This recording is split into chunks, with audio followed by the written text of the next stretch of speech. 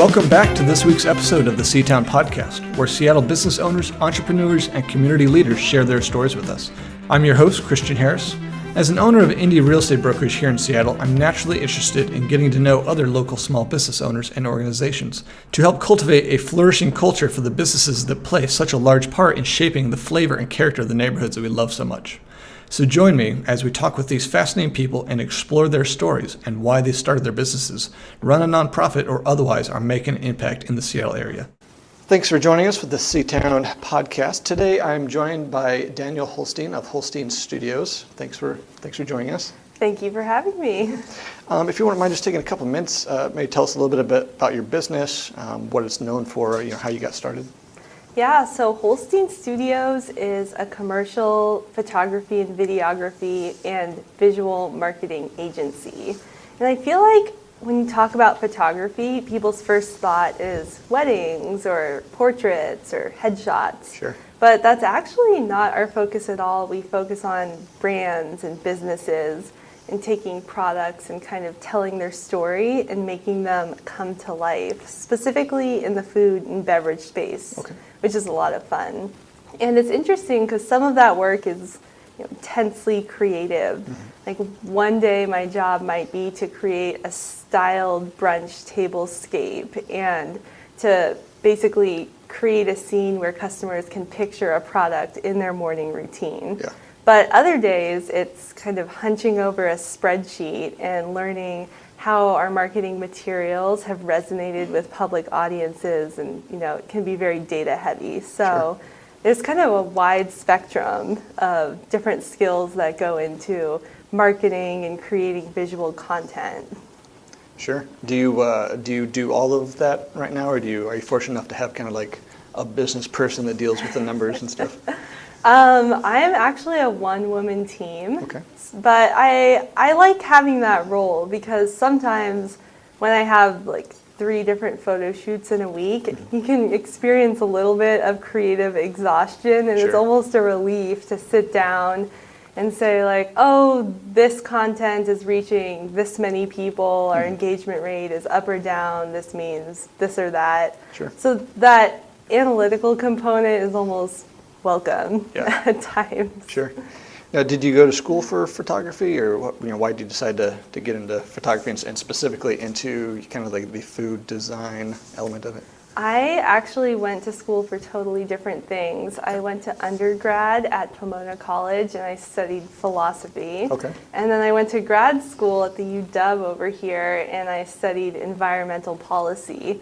And it was actually in grad school where I had an internship in communications, and this interest really awoken. The internship was specifically in policy communications, and it turned out that I really loved communicating with public audiences more than the actual policy itself. So after that, I kind of shifted gears. And what I love so much about marketing and food and photography is that food is so emotive, and it has the possibility to be like so nostalgic, and a single picture can make you feel so many different things and it can transport you. And especially when we're talking about food and drink, like I think we all have so many memories and emotions tied to different dishes, to different traditions. So it's a really fun, creative space to work in. And I just kind of fell into it. Okay, that's fun. I'd imagine doing what you do now is a little more emotive than public policy. It totally is, or at least it is in a different way. Sure. Public policy can obviously be incredibly charged, and it can impact so many different people. Sure. But I really enjoy the visual creative aspect of marketing for brands. Sure. That's great. What do you love most about what you do in your business? What I love most is working with small businesses, especially in the Seattle area. Oftentimes, I'm the first person coming in and learning about their story and teasing out the most compelling parts of it. And from there, I get to basically present that in a visual format that I think is going to be compelling and that I think will speak to public audiences and convince them to create a community around it. And oftentimes I'm talking to a business owner who's not really fully developed their story. They've never really talked to anyone about it. And it's kind of like a fact-finding mission to be able to go in and learn the cool tidbits about what makes a small brand unique. Yeah. Do you find that some of the businesses that you work with, they kind of have aha moments or realizations as to how I don't elements of it they may not have thought about before, as far as what's going to appeal to their client base and that sort of thing? I think they definitely do, especially with a little bit of guidance. I think primarily what speaks to people is like a really unique, like emotional, compelling story. And people with small brands have really poured their life into making it what it is. And so that element is really common. And being able to translate that into a visual format, which obviously takes a little bit of technical skill, like through photography or videography, Sure. like really helps it come alive in a way that they wouldn't have been able to do themselves, but they've begun to realize that that's a really special part of their business. Yeah. That's great. What did you find most surprising or unexpected when you first started your business? I was super surprised to find that there's a really welcoming, supportive community in the creative space in Seattle. When I jumped into this, I was like, this is do or die. I'm on my own. I am lone wolf. Yep. Every woman for herself. This could be a complete disaster. Yeah. But it turns out that's not true. So I was pleasantly surprised. I found a really great, vibrant community within the Seattle creative industry, especially with other women who have shared their stories and experiences with me, and they've really given me so much helpful advice. So I'm really happy that I've been surprised by that element of doing business here. Sure. That's awesome. What did you grow up in the Seattle area? Or? I did. Okay. Yeah, I'm local. Okay, that's pretty rare these days. What have you found in your career progression over these last couple of years to be your greatest strength as far as success of your business? I think it's a combination of having a very specific aesthetic, because so much of my work is visual. I think that my aesthetic resonates with the brands I work with, and I try to have a very clean, vibrant, timeless style that I think the actual content of my work attracts a lot of people. And I think another strength is that I just cannot miss a deadline. I would be an anxious mess if I knew that I was missing that. And in the marketing world, deadlines are so important. So I think that it's good that I'm naturally inclined to really be attuned to that. So I think the reliability and the aesthetic work together to make a good business model component. Sure. It sounds like early on you kind of figured out the whole alignment with finding clients that align with you, so they're drawn to kind of your style and how you do things. How have you found you've acquired most of your clientele? Has that been through a specific platform or? So it's interesting. This is not the most glamorous part of business, but it's a lot of outbound marketing, a lot of outreach, a lot of networking. Yeah. And I am not a natural salesperson. That makes me a nervous mess. And it's really been a learning experience to create genuine relationships in the community and to get to know different business owners and to learn their stories outside of a client relationship. Sure. And creating those connections has really helped me make good matches with businesses in the Seattle area. Yeah. Now that I've been doing this for a little while, I'm getting, the referral traffic, which is always lovely because you don't actually have to work for it. Yeah. But I'd say it's a pretty solid combination of the two. And then obviously there's your own marketing materials. I spend probably too much time on Instagram, and so I get leads through there, through the website, Sure. It's kind of just a mishmash of different sources. Yeah. If, with your background, it's obviously pretty diverse as far as what you went to school for and now what your business is.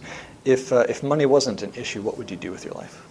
I would do the exact same thing. Like, I feel like I've kind of achieved my dream scenario.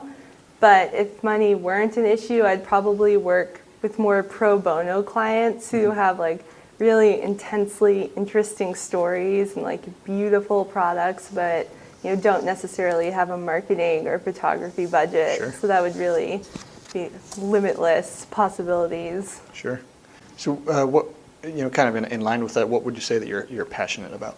I'm really passionate about food, and specifically learning where my food comes from.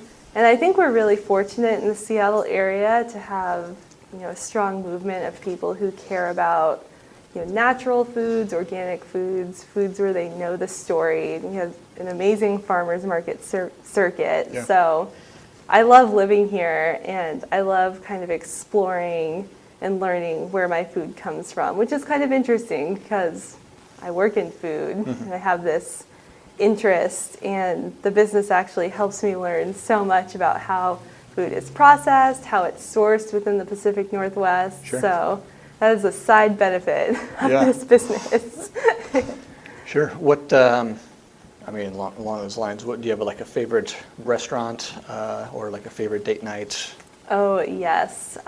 Il Corvo Okay. is my favorite restaurant in Seattle, and I also really like Lark in Capitol Hill. Yep. They're so good. I could Yep. talk about them forever. I just have a passion for carbs, obviously. They're good, and nothing quite as good as like a good French roll. It really isn't. Yeah. Regarding your business, if you had it to do over again, what would you do differently? I wouldn't do anything differently, and that's not to say that I haven't made any mistakes, because I certainly have, but those have always been learning experiences. Sure. And if I had to give advice to myself when I was just starting out, I would say charge what you're worth, because when you're first starting out and you don't have a lot of confidence, I think it's so easy, especially when you have a service and your margins are obviously more murky. It's so easy to give a discount or charge less than you're worth just because you want to work with a specific client, or because you're afraid that they don't want to invest that much in marketing, or they don't know the power of marketing. And I would just tell myself, just don't do that. Yeah. Charge what you're worth. It will get you more meaningful clients. You'll be able to do your very best work, and it's just better all around. Sure. Yeah, I think that's a common experience with new business owners. They're kind of unsure. They're like, what do I have to offer? Am I really worth that? It's really out of fear. Yeah. So you have to kind of step back and say, just don't do it as a policy. And I think that's worked really well. Yeah, I agree. What have you found to be the most challenging aspect of owning and running your own business? Yeah, I touched upon this a little bit earlier. I think networking is the biggest challenge for me. And I kind of think that's because of who I am. So while I found it really rewarding to connect with other business owners who do similar work to me, if you plop me at a networking event with a drink in my hand in the corner, there's nothing more terrifying to me. And I don't think I perform very well. Okay. So I think in conquering that, it's really been networking strategically in a way that I'm maybe one-on-one, meeting with people with no other business motive in mind, but to really just learn more about their business. I feel like that's just so much more genuine and natural and easier for me to swallow, ultimately. Well, it's good. It seems like you've kind of figured out where your strengths are, what environment you work best in. Right. I think my wife's the same way. She doesn't do well in a group environment, but but one-on-one or small group, which is fine. Yes, that is where I work best. And I really admire people who can get out there. My brother owns his own business, and he's exactly like that. He is a power salesperson. He's very talented. Wish I got that gene. Yeah. But there are different ways you could do it. Yeah, for sure. What do you love most about living in Seattle, specifically Columbia City, kind of the South End? It's such a, Columbia City is an amazing neighborhood, and Seattle as a whole is amazing. It's changed so much. I grew up here, it is a different world. But I feel like although there are growing pains, there are a lot of things that I still love. Obviously, the environment is amazing. We have so much natural beauty. It feels so lush. I went to undergrad in California, which was, I enjoyed the weather, I'll admit it, but coming back, it always just felt like so refreshing, and the air felt so fresh, and it's just such a wonderful area. And I just really love the people in our community, and I feel like Columbia City is so dedicated to social justice and preserving the history of the neighborhood while supporting new businesses. So it's really an amazing place, and I've really enjoyed living here. I don't think I'll ever leave Seattle. Yeah, I'm right there with you. You have a friend visiting from out of town. They've never been to Seattle. Where do you take them? What do you do? This is actually a constant struggle for me, because when I have visitors, I tend to plan our days around food. And I know all the spots I want to hit, all the restaurants, and sometimes even though we have so much to do here, I'm at a loss of what to do in between, because I'm so concentrated on showing them the best pizza, the best Thai food, the best of everything, because I feel like we have such diverse, amazing food offerings here. And if I could, I would just plan food tours of the city and show people all of my favorite spots. Sure. Well, there's a side business for you. Oh yeah, good thinking. I like that. What is something you could tell us about, in your situation, Columbia City, that most people don't know, or Seattle in general? Interesting. I feel like for people who have moved to Seattle and don't know the area that well, Columbia City and Hillman City in Southeast Seattle is often forgotten. But there's just like West Seattle. Yeah, West Seattle is often forgotten as well, but they're both such gems, and I feel like they have a totally different flavor than north of the Ship Canal and downtown and Capitol Hill. So they're just great neighborhoods all around, and they're worth exploring. Seward Park is kind of a gem of the neighborhood. A lot of people talk about Discovery Park, and I feel like it's quite similar, because there are tons of trails, and we do owl walks at night, and it's surrounded by water, so it's definitely worth a visit. Yeah. So this next section I like to call the lightning round. Just do some quick questions, quick answers. In the past, what was holding you back from becoming an entrepreneur? Uncertainty of the unknown. There's lots of that. What's the best advice you've ever received? The best advice I've received.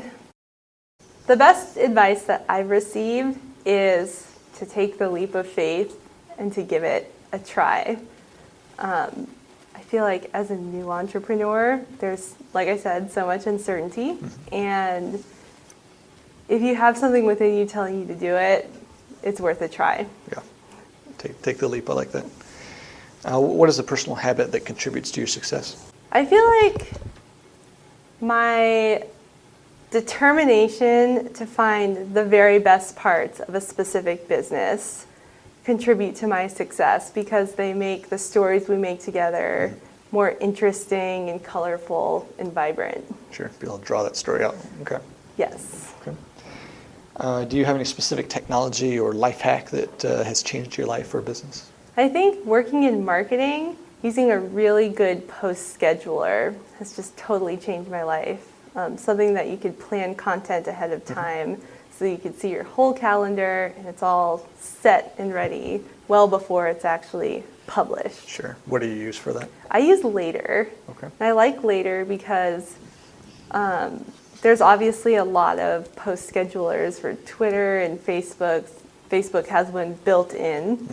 But for Instagram, it's actually against the terms of service to use a third-party app to post automatically. So Later is one of the few approved platforms that allows you to basically press a button and it will post, but you have it planned out ahead Sure, of you time. can schedule out several. Yeah. Okay.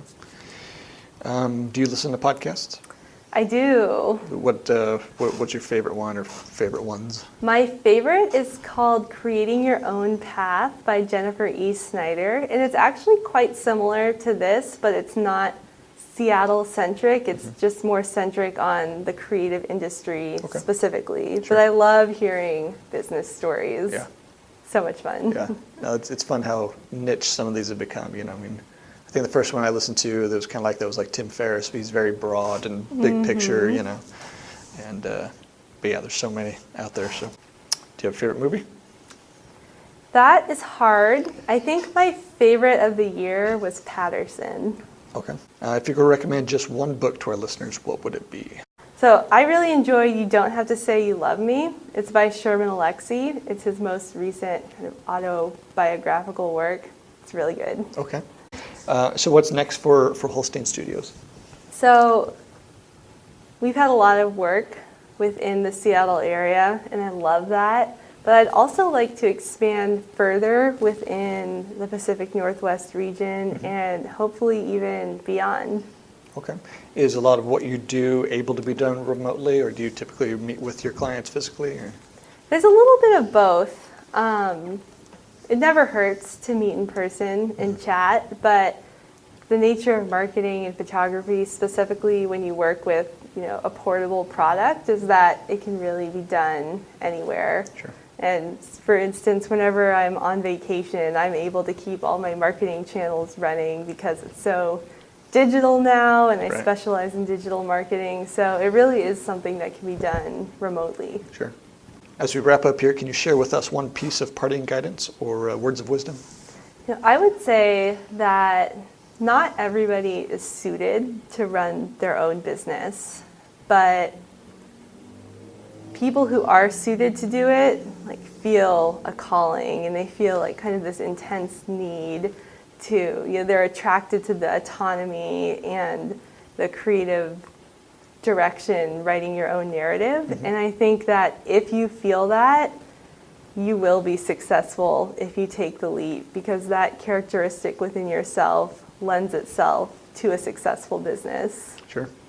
That's awesome.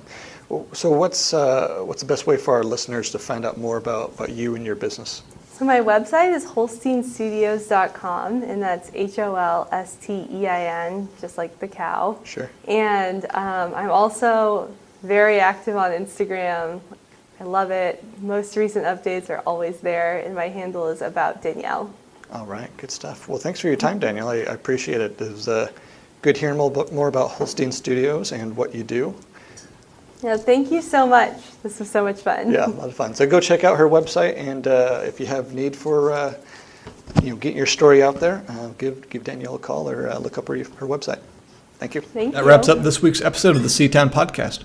Make sure to check out our guest website, pay them a visit, and help spread the word about what they're doing. If you have any questions, know someone who should be a guest on here, or has a story worth sharing, email me at christianharris@ctown.com. That's sea-town.com.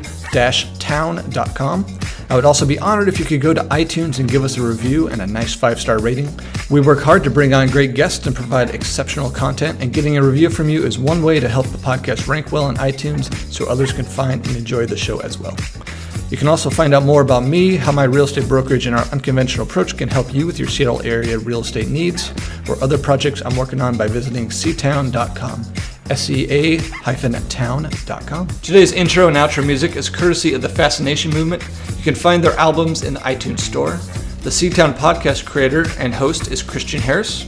You can listen to more episodes and find all our show notes on our website at ctownpodcast.com. That's SEA-townpodcast.com. Thank you so much for listening. We'll see you in a week for our next episode. This has been a C-Town Media production.